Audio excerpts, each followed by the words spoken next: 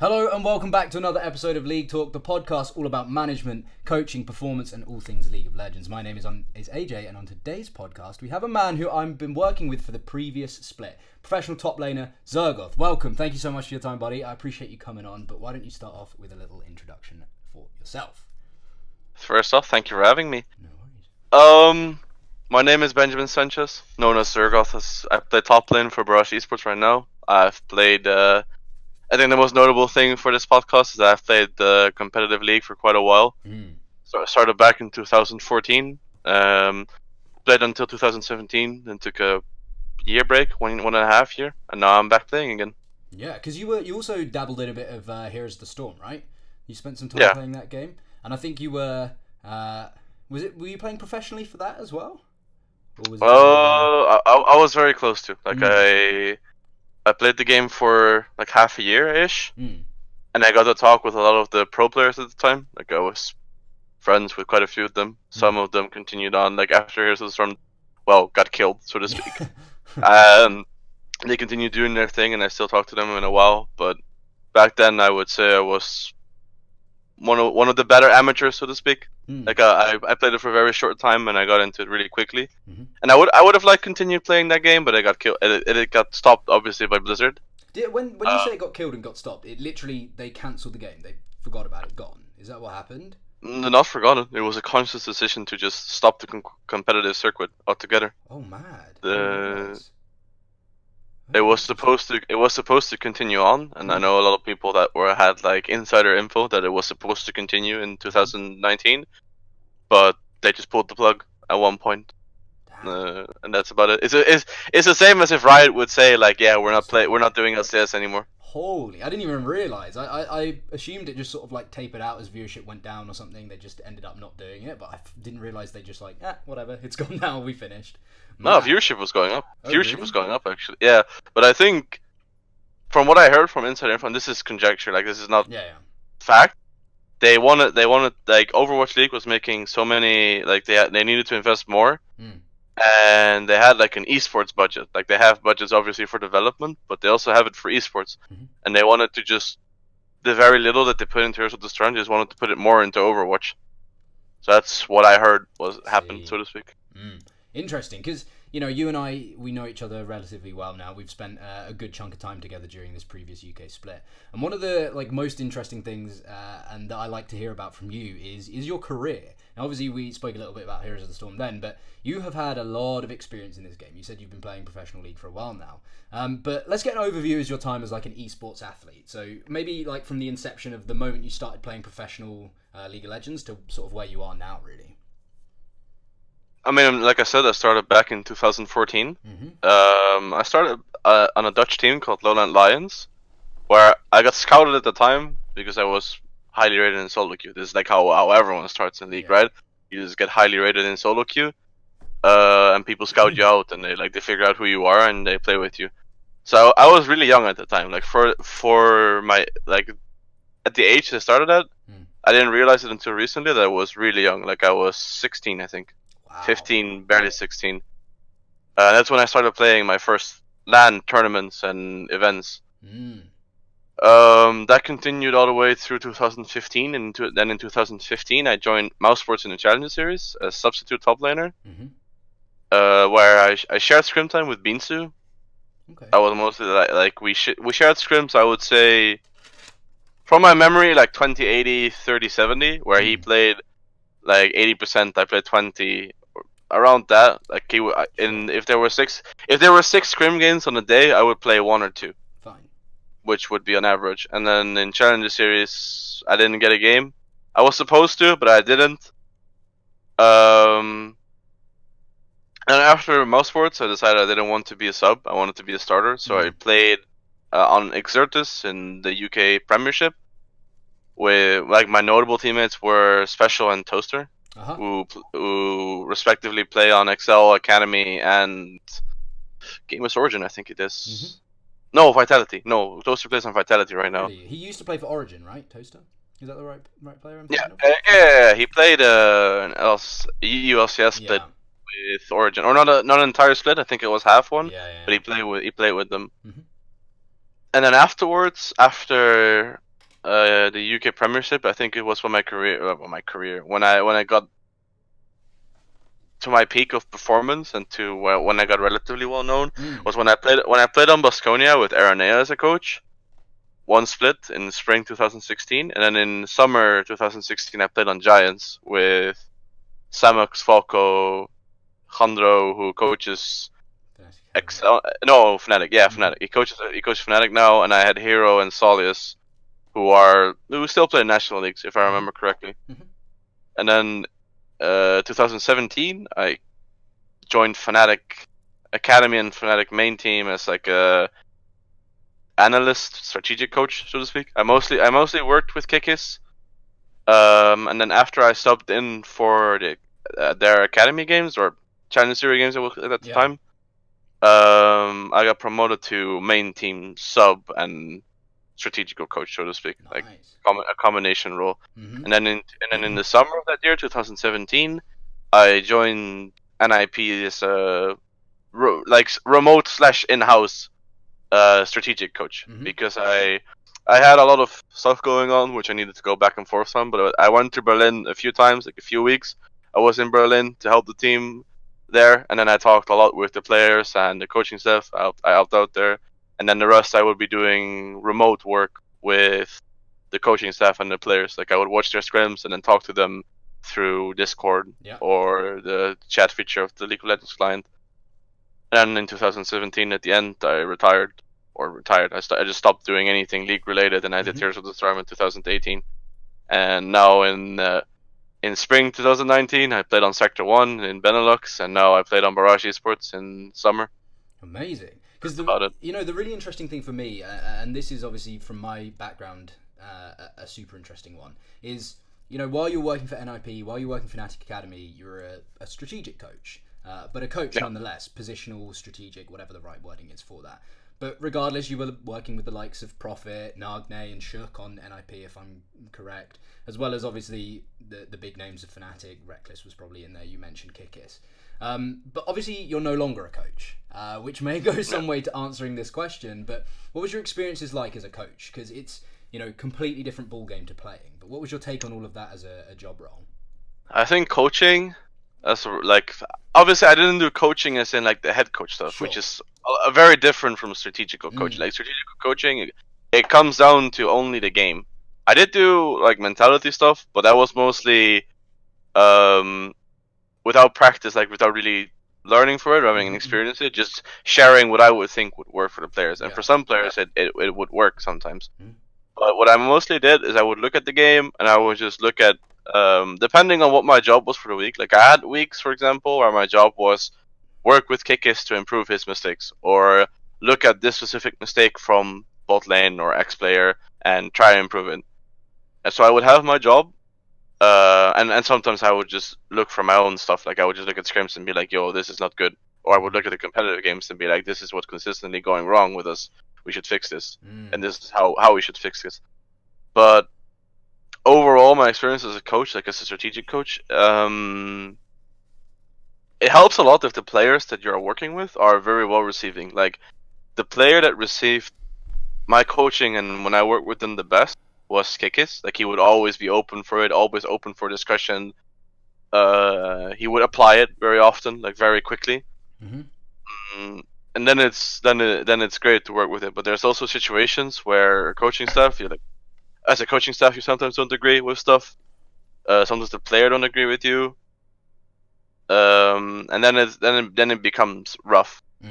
It becomes rough to sometimes get through to them and look at it from an unbiased perspective, because it's always as a strategic coach, you always have to.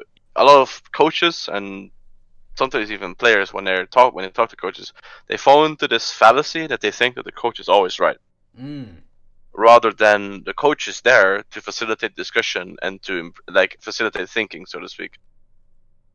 Like I knew I was sometimes just not right. Like I don't know everything. I'm not a Korean superstar or whatever, Like I'm just a regular player that played a lot and looked a lot of League of Legends. But thinking about it, like thinking together and discussing just concepts in general, it's a lot more valuable than what the public sees, rather than just being like, oh yeah, like this specific thing, you should always do it, and I'm your coach, so you should listen to me. Yeah. Because that style of coaching is really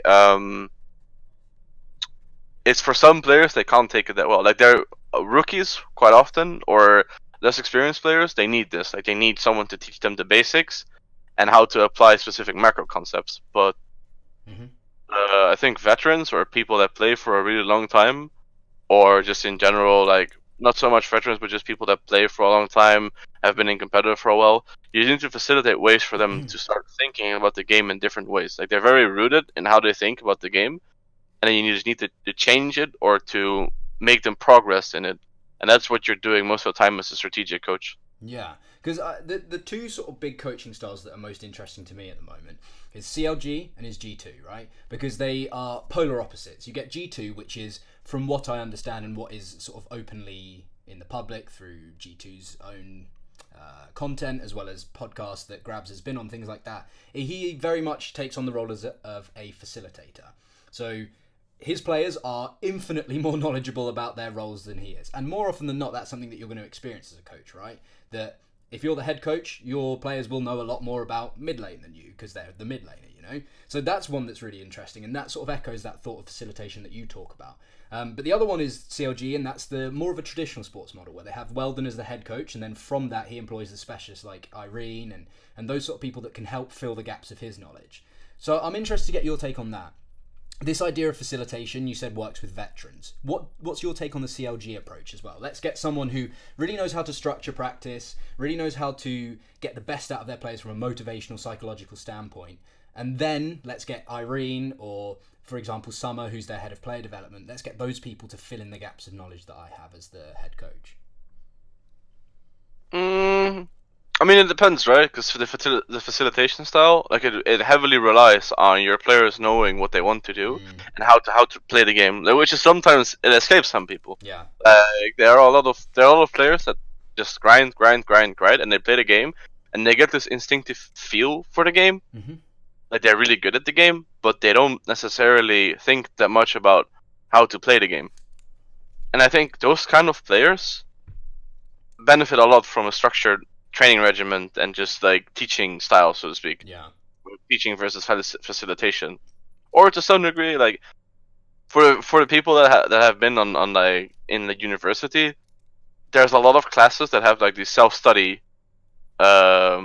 units, structures. Yeah, units, self-study structures, where it's like they teach you the basics, or they give you the basics, and then they expect of you that you go more in depth on your own.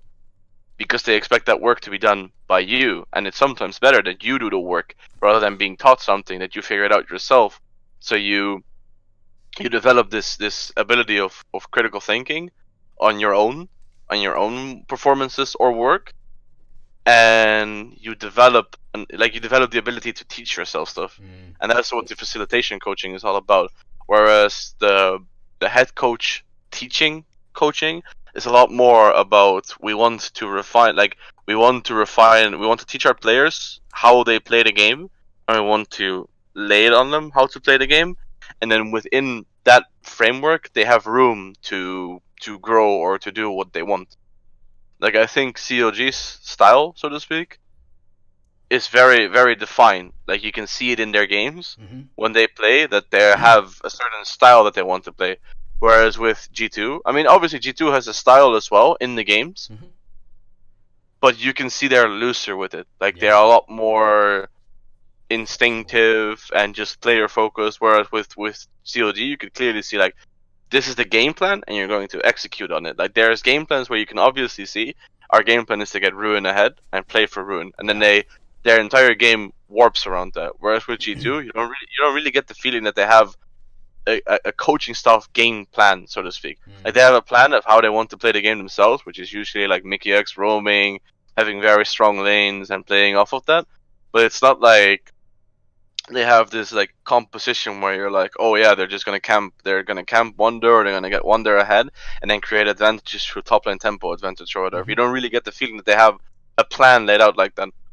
So I think those are the differences in the coaching style which you get into the games. But I think in the same vein, also comparing CLG to G2 is a bit weird, because I think G2, whilst their coaching style is good, it's also very easy to fall into the trap of saying like, yeah, because G2 is winning everything, their coaching style is really good. Yeah.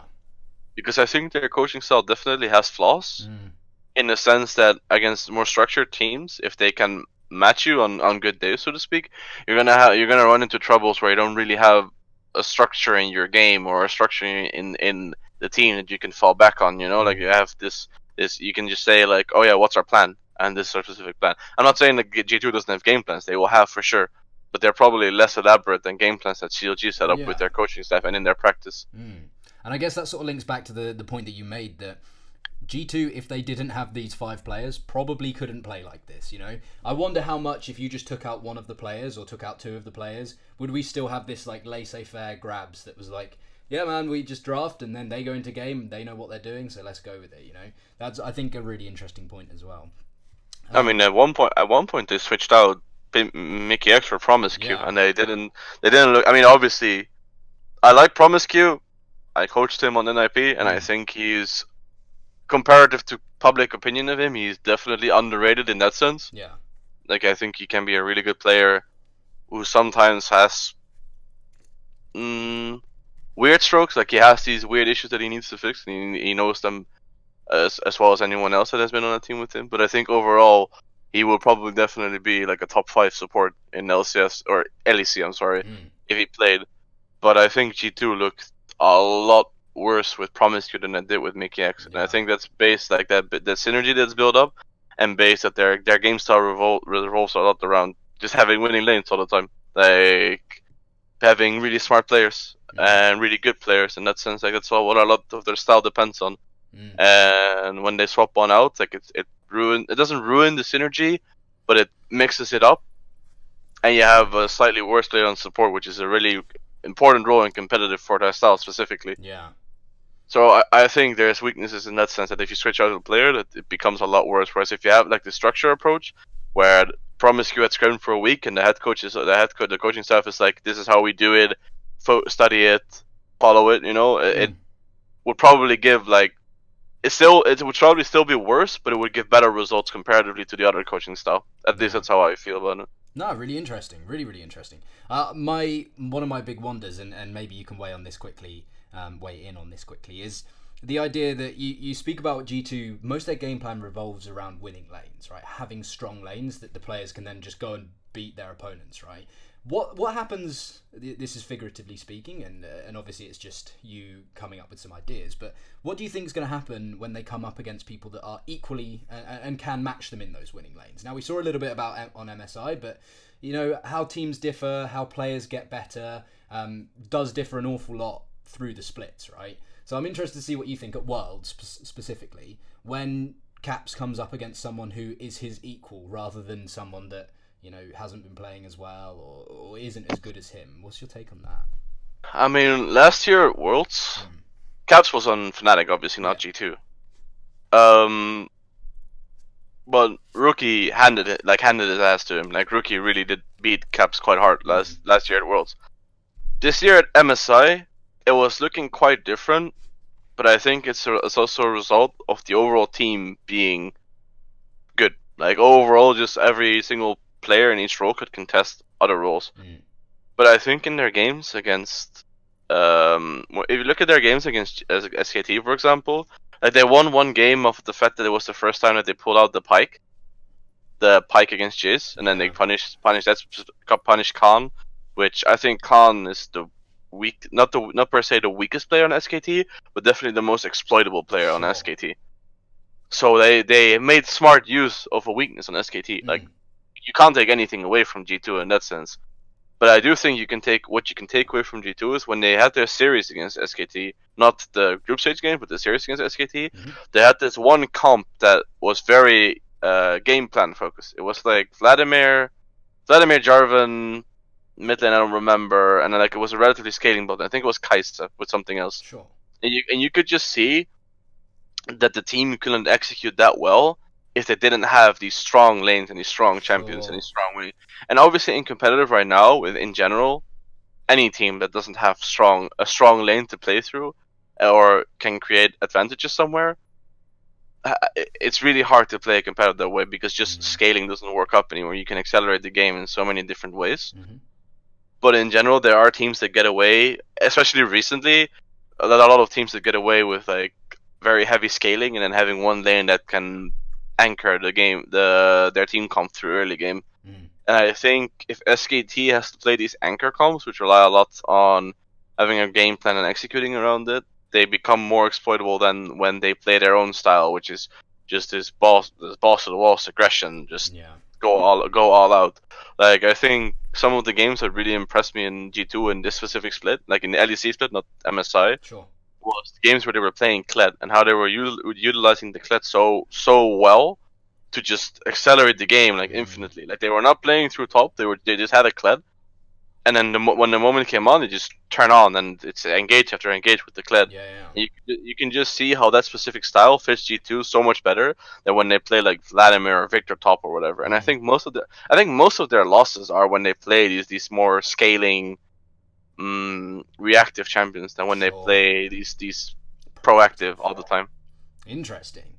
Super interesting. Because obviously the UK split is something that's been going on, and that's what we'll talk briefly about here. And for those who aren't aware or aren't necessarily tapped into the UK scene, the previous split that we had on Barrage didn't quite go to plan. Not even remotely close to plan, to be honest with you. But in every negative situation, every negative scenario or experience, there is for sure learning curves, right?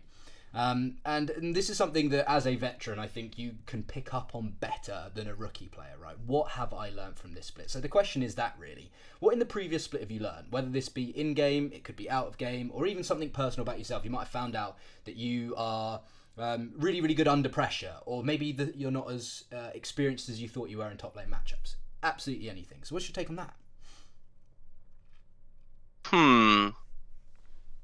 I think before my career, whenever I played in a national league in ERL, I was always considered like a top 3 top laner at least most of the time in most splits. This split, where I came in with quite low expectations, like I don't think I was rated lowly, but it was less expectation than overall. But I was quite confident in my own play.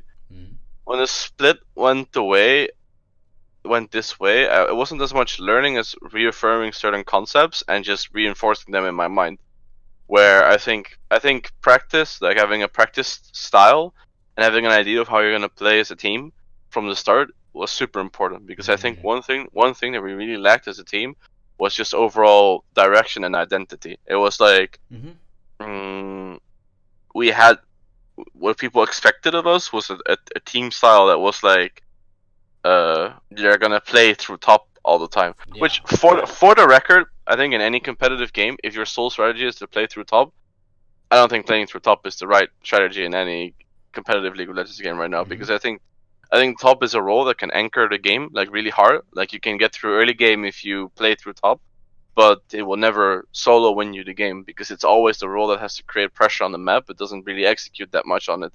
The other roles have to execute on it. That's like a different topic. Like I think that's something important to realize for me as well, that you can't have a team where, at least in my mind, the only real threats on our team this split, the way we played, was like solo lanes, and I think the meta just didn't suit it that well. Like the meta was so heavily focused around having the Aatrox top lane, like all these melee bullies that do stuff in lane, but they don't really do much else, like the Aatrox, the Renekton, the Gangplank, but also the Karma in the middle of the split, which we had a weakness that we didn't play it at all. Like we never picked Karma in practice. Yeah.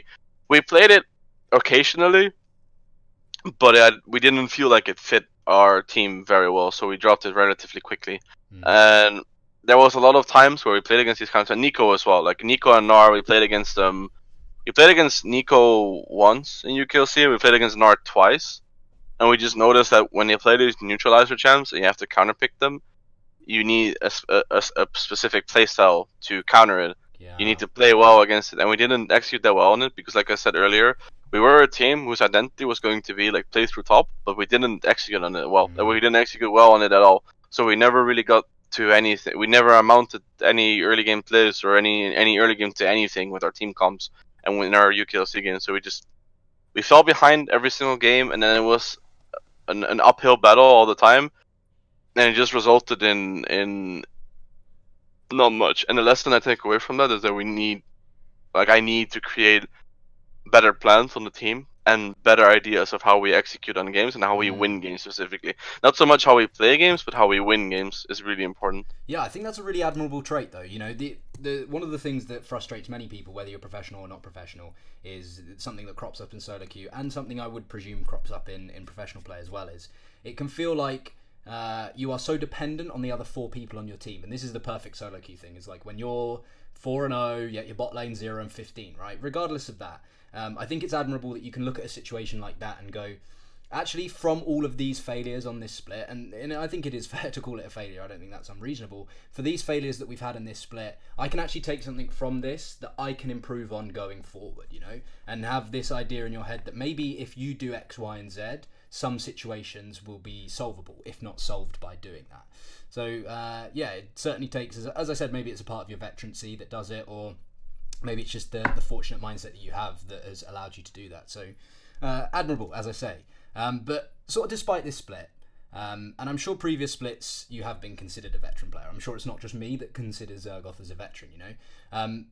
But a player with an awful lot of knowledge beside that. So you said that you were a situational coach, positional coach. Positional coach, yeah.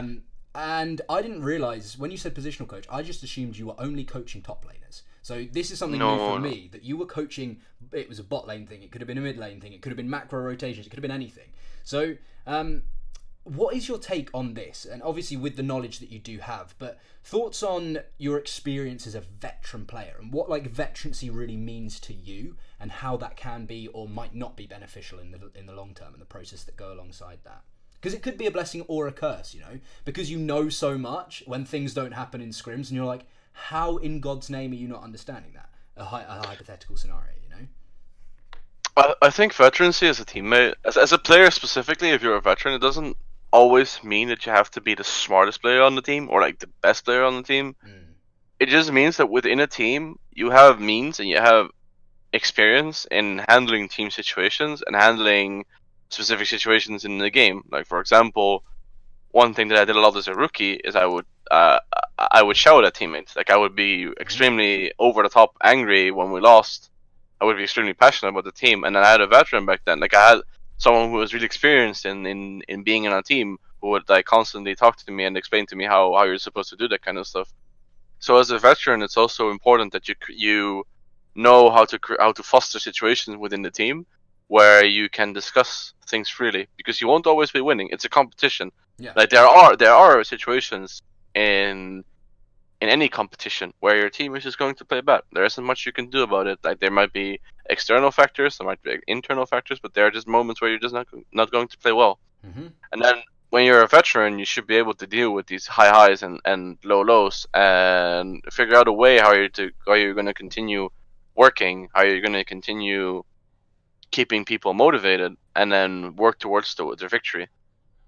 So I think in this specific situation on teams, on Barrage for example, in a lot of our practice, a lot of our scrims, I would be the one that's saying like when we were getting completely utterly devastated, I would be the one saying like, yeah, we are getting devastated or what's happening, but we should take something away from these. We shouldn't surrender these games at 20 minutes or at 15 minutes because we're getting stomped. Like we should continue playing and learn how to play from behind. Because lo and behold, like we play in our UKLC matches, and we fall behind 5k gold in the early game, and then we have to try and claw ourselves back. And if you keep as a team saying we're not going to play these games from behind in scrims, you're not going to learn how to play them from behind as a team in actual competitive matches.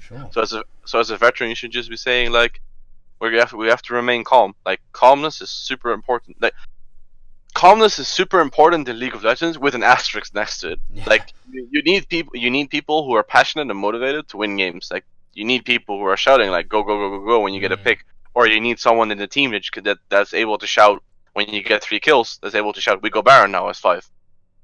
You need those. You need those people. You need them in the team. But you also need a person in your team that's able to say when you get aced, guys, we get aced. How are we going to play the game from here on out? Like what are we going to do next? We lost Baron. How are we going to deal with them having the buff? And that's what a veteran entails a lot to. Like sometimes veterans aren't even people that know the macro that well, but they're people that know the team play really well, that know how a mentality affects competitive games, and that's the most important part about veterancy. Like applying what you've learned in the past and applying how you make comebacks, how you consistently made comebacks, or on the flip side, how you played games out clean. Like if you get a lead, your veteran can say, "This is how we play it. Like this is how we apply our team composition, or this is how we apply our players in this specific situation." It's up to the veteran to have the knowledge of that and to be able to apply it, to tell the team how to do it to some degree. Like the team, obviously the players have to know it themselves as well. But veterancy, like a lot about veterancy, is being able to consistently think about it and apply it again, rather than having these situations of like someone gets a lead and doesn't really know how to play out with it. Then it's up to a veteran or someone on the team that's like experienced or calm to be like, you should be doing this, or we should be doing this rather. Yeah, and I think that I was just about to jot it down there so I didn't forget, but essentially, with the difference between most traditional sports and League of Legends is this, or one difference, let's say, because God knows there's hundreds and hundreds of them, but one of the big ones in terms of this topic is coaches in traditional sports. Let's take football or soccer, for example. You have a coach who stands on the sideline who can shout orders or can get a player to come over, tell them what they want the player to do. The player can go and spread that. They then go ahead and try and execute on that. League of Legends completely different. In a competitive environment, the coaches are away from the team, can't speak to the team, and don't speak to the team. So a veteran to me is also, and maybe this is echoed by what you were saying, you guys as a veteran takes on this sort of role as a coach in game. And that could be a hand-holding that needs to be hand-holding, like, calm down, everything's going to be okay, don't worry, we can do this, we're 5k goal behind, but that doesn't mean that we can't win. It could be, right, let's look at this for a macro rotation, we're going to set up vision around Baron, we're going to put top lane in the bot lane, whatever that is, you know? And I think that's a really interesting one, and I think a role that you did fulfill very well on Barrage was that was taking on this role as a guider, someone who can lead a team in that scenario, that's more like, also, and that, you know, maybe you learnt this from NiP, from Fnatic, that takes on that coach's role when the coach can't coach, and that, like, physically can't coach, you know, in-game. So, yeah, I think that was a really interesting take for me as well. I don't know what your thoughts are on that. Yeah, I mean, I agree with it. I also think one misconception with people have about veterans is that veterans are leaders. Yeah. Like, I don't think of being a veteran necessarily means you always have to be a leader, because being a leader also requires you to have charisma to be able to lead. And I'm not a natural leader, so to speak, and a lot of veterans aren't, but they are naturally followed because they have this experience and they have the wisdom of it. But I think there are natural born leaders in players, even when they're young or rookies. And then it's really important for these natural leaders, like the people that can naturally lead teams to victory or whatever, like the shot callers, the people that talk a lot. It's also really important to guide them, to coach them in the games, so to speak, towards this decision. And I think that's the point, isn't it? It's the idea that you are the coach when the coach can't coach. I think that's a really interesting one for me, at least. Yeah. Very good. Because, you know, one of the topics that I wanted to chat to you about as well on top of this was top lane. And we've spoken a lot about the role in the past. And the reason is to me, it's a bizarre one. And it's bizarre for several reasons. The way the lane has been played has some unbelievably polarizing styles. More akin to the jungle than it is ADC, for example, until recent, of course. But from the Maokai meta, to Bruisers, to Worlds when it was Zhergoth, Victor, Aatrox, and now this like incredible amount of flex picks, these Bruisers, you're playing Akali, who was previously a mid laner, and you're playing it top, because in this scenario it works. But more so as a player whom can provide value in shot calling and team decision making, this may be a role that can have its intricacies for you personally. So I'm interested from your experience, what's it been like dealing with these changes? And the polarizing changes, like really opposite in terms of playstyles in some circumstances, and dealing with these issues as a whole. So for this one, I don't quite exactly remember who said it. I think it was someone like Reaper, Impact, or like a Korean top laner that played in NA. Yeah. But they said that no. I remember now. It was the Shy. The Shy said this.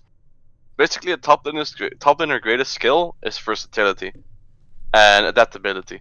It's not that you're the most insane carry player that has ever existed, or you're the most stable tank player that's ever existed, but you need to be able to play all of it. You need to be able to adapt to what your team needs. And that's because of the fact that top lane most of the time, there have been metas where this wasn't the case, where the carries were just so insanely overpowered that top lane was the carry role. But 90% of the time, top lane is a role, which is like an anchor in the game. Like if you're winning, if you're winning the rest of the map, or you're creating tempo on the rest of the map, top lane is a role that can secure that lead, that wants to secure that lead, either through teleport pressure or through roams, or through scaling. Like there are champions on the map that just want to scale, and they benefit a lot from their team if their team benefits a lot if they just scale and sit there and do nothing. Like Vladimir, for example, or Gangplank. Like they're just champions that sit in top lane and do absolutely nothing.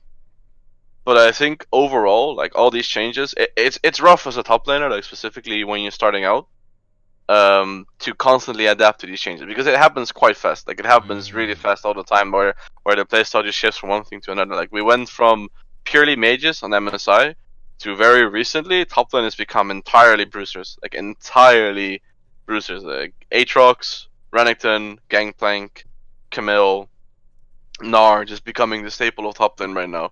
So you can see that shift where we went from where it was basically Kennen, Nico, Sylas, Vladimir top all the time. We went to Aatrox, Renekton.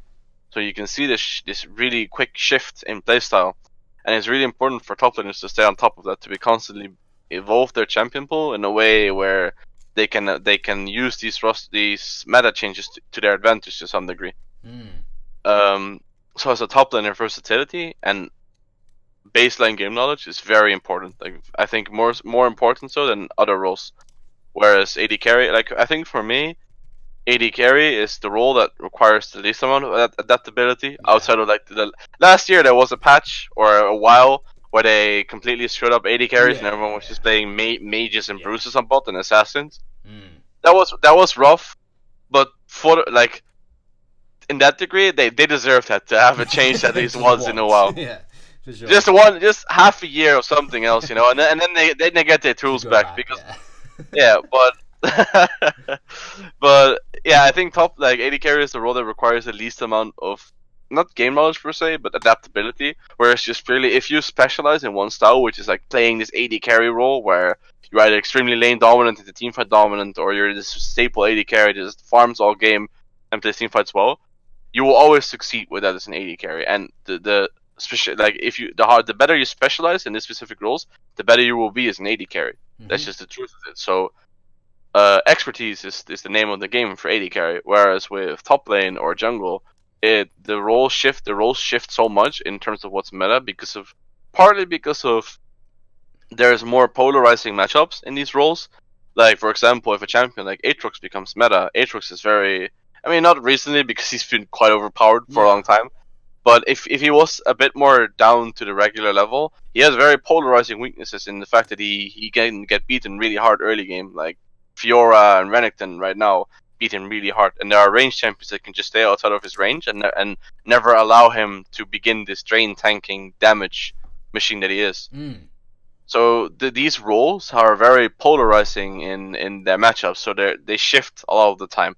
Like there are people who would pick Vladimir into certain matchups, and then they would take Vladimir a lot, and they would start blinding Vladimir. And then people realize, like, I can punish Vladimir really hard early game with these really aggressive champions, or these champions that beat him in later on split pushes. And then they start picking those champions, and then Riot changes changes Vladimir where he's not strong anymore, and then people go back to the first batch of champions that got countered by Vladimir, and so you get this whole rotating meta of champion archetypes in top lane that counter each other and interact with each other in different ways, which is more polarizing than AD carry matchups, which to me just seems stuff like Lucian is good, but Caitlyn is good versus Lucian, so people play Caitlyn, and then Caitlyn is good, but Ashe is good versus Caitlyn, so people play Ashe. And you get this whole rotating style of AD carries, whereas right now, for example, with AD carries, it's basically you pick Xayah Rakan, and then you look for an answer against Xayah Rakan. What's the answer against Xayah Rakan? It's just Kai'Sa Nautilus or Kai'Sa whatever.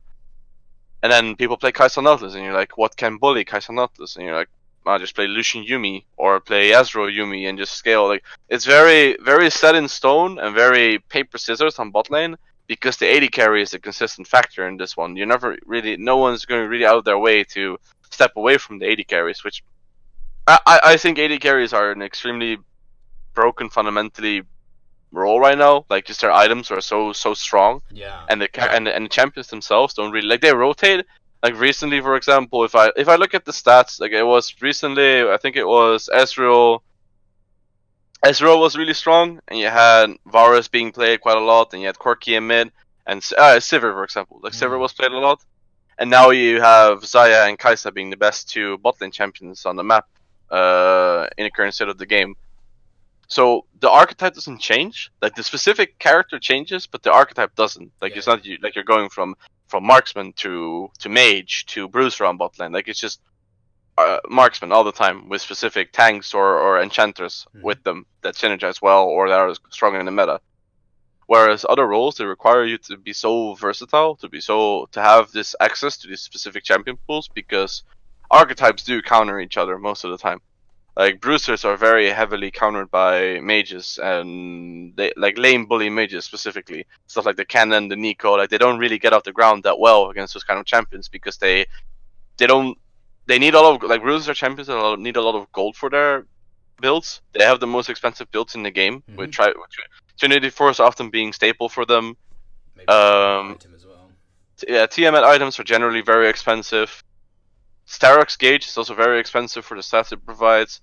And then their only cheap item is Guardian Angel, which, quite frankly, Guardian Angel was more being built by jungle bruisers than they were by top lane bruisers, because Guardian Angel was this very cheap cooldown reliant item that was like, we have the cooldown on this item that's up, we're gonna go, and then the next 5 minutes is like a flash timer, we're not gonna play until Guardian Angel is up again. Which was really good for junglers when they reduced the income on the junglers, but people still wanted to play bruisers there. Yeah. But I think overall, in the top lane specifically, the shifting paradigm of champions is you need to stay on top of it, so to speak. Like you need to be able to play a lot. And you can see it a lot in a lot of players that don't do this, where they restrict themselves to a specific pool of champions. Like bruisers is one that's very, very heavily played because they're the most fun to play. They're the best in solo queue, so everyone just plays them, you know? Like everyone's like the Aurelia Jax player that just want. But then they come into competitive and it's like they don't really play that much. They pick Aatrox, like in the current patch, they just pick Aatrox and they're fine with it. But when Aatrox is out, what do? And that's the rough part. Like, are you able to play the Cannon? Are you able to play the Nico? Are you able to play the Vladimir? But also, are you able to play the Sion if it becomes meta again? And this is like the most important thing about top lane, and what you see in the historical best top laners. Like, I would say Marin is probably one of the best historical top laners. The Shy, for example. Who else? I know you're a fan of Sword, aren't you? Griffin's play. Sword to me, I think he's really good. I think he's one of the best weak side top laners in the world, so to speak. And I think he got a lot of flack on Griffin when he didn't need to. Like he was the stereotypical anchor that I was talking about for the team earlier, where if the team does well, he is capable of pushing them over the edge. If the team does badly, he kept them in the game a lot of the time, and he did it on picks that aren't necessarily associated with this playstyle. Like his Jace was very good, his Yorick was good, and you don't really associate those champions with anchors. Like the anchors are more champions like Aatrox. Gangplank is a very good anchor champion for this specific concept, but he didn't really play those. But I think Sword was very good, but I wouldn't rate him like top of the world, so to speak. Like when Griffin was really good, you could consider him top of the world, but that's just the best top laner in the world. But that was just because of the fact that top lane is this very, like, he played this anchor style that is very team reliant, whereas players like the Shy specifically, Fun plus Phoenix is top laner. I think it's 369. I need to look it up. Like I think Fun plus, like there was Zoom. Like Zoom was also extremely good. Like Zoom was also an extremely good top laner, but he was like not this anchor style. Let me look it up right now. Plus. I haven't watched a lot of LPL, so for me, obviously I know RNG and I know IG. Oh yeah, Gimgoon. There you go. Gimgoon is extremely good right now specifically, but Gimgoon is also like kind of like the Shy. Like he's not an anchor. He's one that just goes in. But Fun plus Phoenix is very like I'm very hyped personally for that. On topic of Fun plus Phoenix, I really want to see Fun plus Phoenix versus G2 at Worlds, because they're so very similar in their style, where it's very player focused, very shot calling from the player, very loose game plan for what you can see. That I think is going to be a bloodbath between the two teams, and I would like to see who comes out on top because Doinby has been on fire in LPL.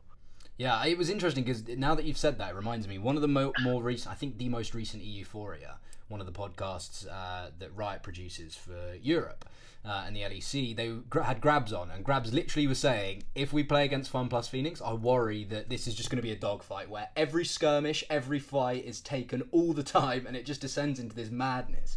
It echoes what you say about their styles being so similar, you know? Yeah, I mean, I also think for specifically on top lane between FunPlus Phoenix and G2, I think Gimgun and Wonder, despite like the team styles being very similar, I think Wonder and Gimgun are two very different players. Wonder is very much, I mean, Wonder is weird in the sense that he has a very large champion pool, but he plays different archetypes like very differently. Whereas Gimgun plays very like his champion pool is a bit less wide, I would say, but it is very focused on champions that just go in. He wants to go in. Yeah. That's the word for Gimgun, right? So it's like they're very different players, and I wonder who's gonna come out on top because, like I said, versatility is the name of the game for top lane. And whilst Gimgun doesn't lack it, he prefers to specialize himself. Whereas Wonder is if my memory serves right, like Wonder is very diverging per champion picks. Like he went from playing Irelia to playing Kled to playing Victor to playing Cannon. No, he didn't play Cannon. He doesn't play Cannon. He played Nico. He usually played the Nico instead of the Cannon. And then you throw a Soraka in there as well. Yeah, the Garen and the Soraka. the best top lane picks that you could play. No, but like I think he plays so much. And it's very often he plays this anchor role for G2 where he plays what's needed more so than he plays what's he then I don't think like I have no insider info in G2's drafting style whatsoever, but I wouldn't be surprised if they prepare their drafts around their other players and then tell Wonder to finish off their draft, so to speak. Like if they need more pressure, he goes for something with more pressure. If they need something that anchors really well in the game, he goes for these mages that just wave clear. Yeah. Like, I'm not entirely sure, but I would imagine Wonder like not so much getting the shaft in draft, but more having the least freedom, which is why they gave him so much freedom to play random stuff at the end of the split. And that would be my theory around it.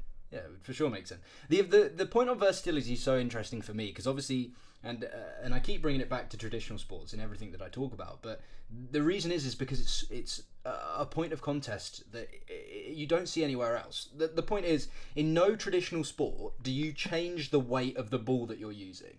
You don't change like all of a sudden my tennis racket is now square, not oval. There's no like cricket bat that you start using that is no longer a bat. You have to use it with your mouth. Like these changes don't happen in traditional sports, right? But this depth of versatility is something that is akin to that idea in League of Legends, right? Okay, so you've been playing Maokai for the last year. What you're going to do now is you're going to start playing Irelia and Camille. These are like the versatility and the difference in playstyle is so large that it is almost akin to changing the weight of the football or making a football shaped as a triangle now instead of a sphere. You know, these sort of changes are mind-boggling for me and must be very, very difficult to sort of cope with as a top lane main, you know? Difficult to cope with? I'm not entirely sure. Like, I think some patch changes are really rough, like, especially reworks. Like, there are a lot of reworks because of the fact that reworks aren't allowed to be played in competitive 1 to 2 weeks, even after the patch has dropped in competitive.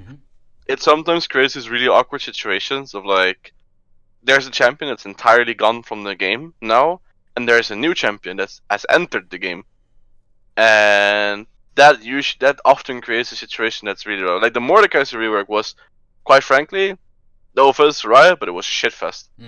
He was disabled in a lot of regions, wasn't allowed to be played, but some regions allowed him to be played. And he wasn't nerfed yet. He was one of the best champions in the game. Like he was being blind picked by LEC teams, blind picked by LCK teams. Whereas other regions, they didn't think he was good, and they were just it was a very interesting and polarizing champion in competitive, and I would have liked seeing him more, but he was just disabled for a really long time because of the rework. He wasn't developed properly. Like there were so many bugs with him. The spectator client didn't work properly with his ultimate. He created bugs in games where he had permanent damage output globally with his passive. If he died on a specific time in his ult. It was just really bad, and it creates these situations that are sometimes really shit to deal with as a competitive player. Like one situation that I remember very vividly was back in season 5. There was the Gangplank rework, and Gangplank was allowed to be played in competitive 1 week after the rework, which is normal. But what they did, they disabled him on live servers for the lore event. He was dead. Like Gangplank had died as a joke. But in Korea and in China, you could play him in the ghost skin because he was dead. He was a ghost. Oh, okay. In Europe, you are not allowed to play him. You just couldn't play him on live servers at all.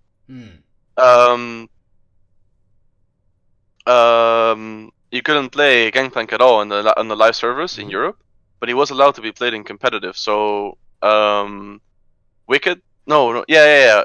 Wonder played it against Wicked in competitive. Sorry about that. That's one. Alright, don't worry. But Gangplank was played in competitive back in season 5 when he wasn't allowed to be played on the live servers because of the lore event. So there was this huge drama about it because no one had practiced against it, and Wonder just played it first time because he had played it on PvE, so he knew how to play it.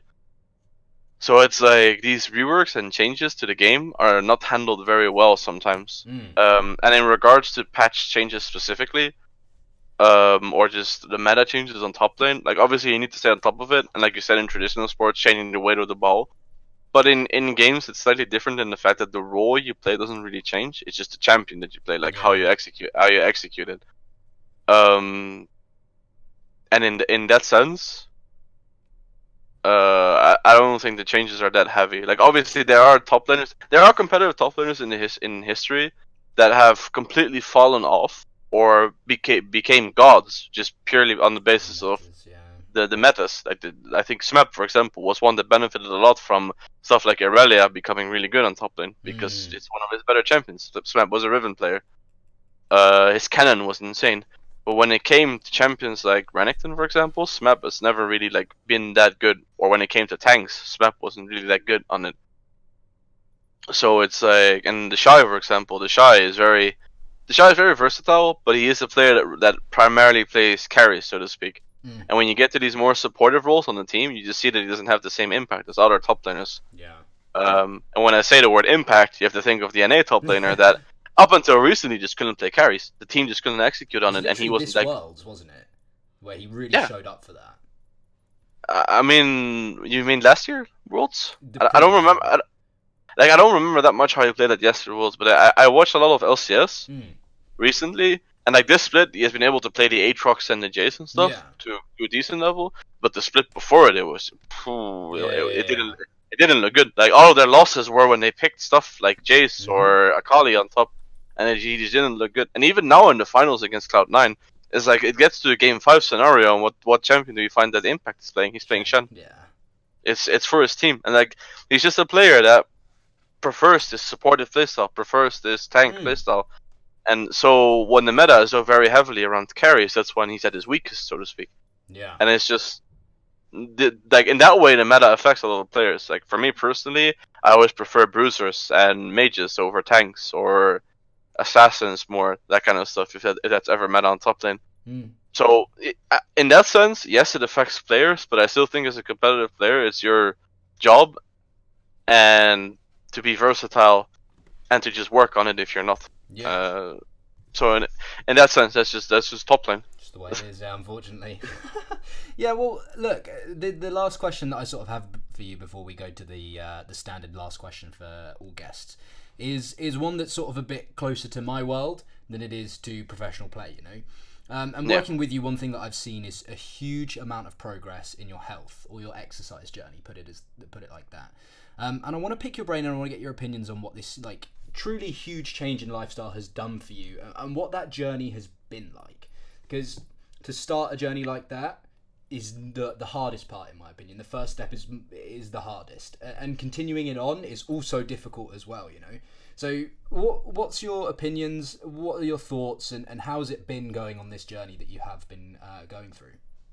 And maybe give people a little bit of background as well, so in terms of what you've been doing and what that looks like, the health and exercise journey, you know? I mean, the background was literally like the most plain gamer background you could have as like overweight gamer, you know. Yeah. I never really gave it much thought up until this split, where I mean, like, you know, like I wanted to lose weight. I just decided I think it's time. I think I was being really unhealthy. So I decided I wanted to go to the gym, look at what I eat on a day, and just try and lose weight. And I think for me, like the hardest part was starting out for sure. Just actually starting it when you're so used to being inactive is the hardest part. 100%. 100% the hardest part is starting out. But once you get into the rhythm of it, I mean, obviously, like I don't know the science behind it. I haven't done that much research. Sure. But it starts making your days better. Like you feel more active, even if you're not doing that much. Just just being active, just doing stuff, makes you feel better. Like it makes you feel fitter on a day, more energetic in general. And for me, it helped a lot for performance as well. And like not specifically directly. I don't think it did have that much influence, but it made my mood so much better when I knew I was on the right path and I was losing weight. But it wasn't only about losing weight. Like I just in general on a day I feel so much more energetic. I can do a lot more. I feel my mood's a lot better from going to the gym and just losing weight through diet as well. I think it just made so many things brighter and like more enjoyable for me because I was being active and I was losing weight. So in that sense, for me it helped a lot in staying motivated and staying happy with what I was doing. Yeah. Because competitive League of Legends or a competitive sport in general, like it can even be physical sport. I mean, obviously with physical sport you're already exercising, but there's also other aspects, like other competitive sports like chess, for example, where you're not always going to be winning. Like there are situations where you're going to get frustrated, where you're losing, when things are going wrong. Like I said earlier, people can just not have their day, and in league terms, feed their asses off in some games. That just happens. But the most important part about that is just taking it well and then continuing onwards. And having a good routine and having a healthy routine is very important to being able to take it well. For sure. And to continue onwards. For sure, because for those people that don't know, it was pretty successful. And from what I've just catching up with you prior to this recording, you're carrying it on. It's still happening. You've lost a ton of weight. It's been really, really successful for you, right? Yeah. I mean, it's not only weight. Like I've also gained a lot of muscle mass. Yeah. It's a lot of muscle, which helps with even day-to-day tasks, like just trimming fat and gaining muscle just helps so much with day-to-day as well. It makes you look better. Like for me, it's still a bit iffy because the regions of fat that I really want to get rid of are the ones that are the hardest and going the slowest. But it goes it's a day-by-day basis. Like you just go to the gym, you eat well, and that's about it. It's all you can do. Yeah. If you want to speed it up, you can. But I'm not the type of person to be like, okay, I'm going to diet like 1,200 calories a day and just go to the gym like 4 hours, bro, just all day. Like I'm not going to be like that. I still want to play my games and stuff. But overall, like just doing it in a structured manner every single day helps. It helps so much for me. Yeah, well, look, as I said to you plenty of times, it's something that I was really proud of. I was super proud of you for managing to achieve what you've achieved with that. So, again, a huge congratulations to you for that. But the last question, and this one's a really interesting one for me, and this is the same question that I asked everyone that comes on the podcast. It's the same spiel every time from me. The question is, what is one thing that you can teach me or the viewers from your world? And we've had so many different things, from little book advice or quotes that people really like. But I'm super intrigued with you because obviously without being a League of Legends pro, you also have your university degree and things like that. So I'm super intrigued as to what your thoughts will be on this one. Oh, at my university, I have a bachelor degree in mechanical engineering. Yeah. But what can I teach from my world? I mean, it's not so much my world. Like I could teach you formulas from physics, but I don't think anyone really enjoys that kind of stuff. You know, I'm gonna be honest on that one. But I think one very important thing is to always. It's the cliche, you know. Always look for happiness. Try to be happy with what you're doing, and if you're not, find ways to be so. I think the most important part in life is to enjoy yourself, and if you find yourself doing something you don't enjoy at all, switch it around, or find times or periods where you can do something. If you're studying, I don't know, psychology, and you just don't enjoy it at all, look into avenues of changing that. Like I studied civil engineering before I went to mechanical, and civil engineering was the most miserable time I had in my life. Honestly, civil engineering was just asphalt and bridges. It was really boring. Mechanical engineering is about products. It's about development of products and that kind of stuff as well. And that's a lot of fun. Like I found a lot of enjoyment in looking at those kind of articles. But this applies to anything. Like even with League of Legends, if you don't enjoy a specific playstyle, just don't play it unless you enjoy winning. Like if you enjoy winning and you want to play competitive, sucks for you. You're gonna have to play Maokai. You're gonna have to play Maokai whether you like it or not. No, but it might crop up again. Who knows? I mean, I enjoy Sion more so than Maokai. I would like for Sion to be strong again because I enjoy playing. There's only tank I enjoy playing. Yeah. But it's like, I mean, just happiness is the most important part, because a lot of the things that you're gonna do, like work, for example, or you're gonna do so for a lot of time in your day. Yeah, you're gonna do it for a really long time, and if you don't do what you enjoy, that's gonna be really bad for your mental state. Like the mental state of a person it's so important. Like having breaks, being happy, doing stuff that relaxes. It's all very important. Like so many people forget about it. They either just don't do it, or they're going too fast in their life to do it. But making time for it is what I found to be the most important thing, and what's helping for me the most. Like my first year at university was really miserable because of this. I was spending how long? Like 9 till 5 in university doing civil engineering. Then I come home. And I have to scrim from 7 until 10. Yeah. And doing homework outside of that. And like the only time I could enjoy myself was 7 until 10, because then I was doing what I liked. But the rest of the civil engineering stuff was just insanely boring to me. So try and look for something that is enjoyable, because then it will make it a lot better. Yeah, wonderful piece of advice, my dude. So thank you for sharing that. I like that a lot. But that wraps up everything that I wanted to chat to you about today. So firstly, I want to say thank you so much for giving your opinions, giving your time, because it's been a really, really interesting one. It's always interesting to sort of pick the brains of a pro player as well, you know, because you always get different opinions, always get different thoughts on matters, and there was some really interesting takeaways from this one for me.